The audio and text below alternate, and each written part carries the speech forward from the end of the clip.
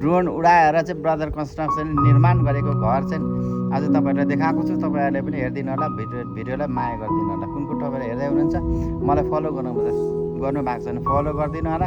यो भिडियोलाई सेयर गर्दा एकअर्काप्रति कमेन्टमा यस लेख्दै साथी भन्नु होला।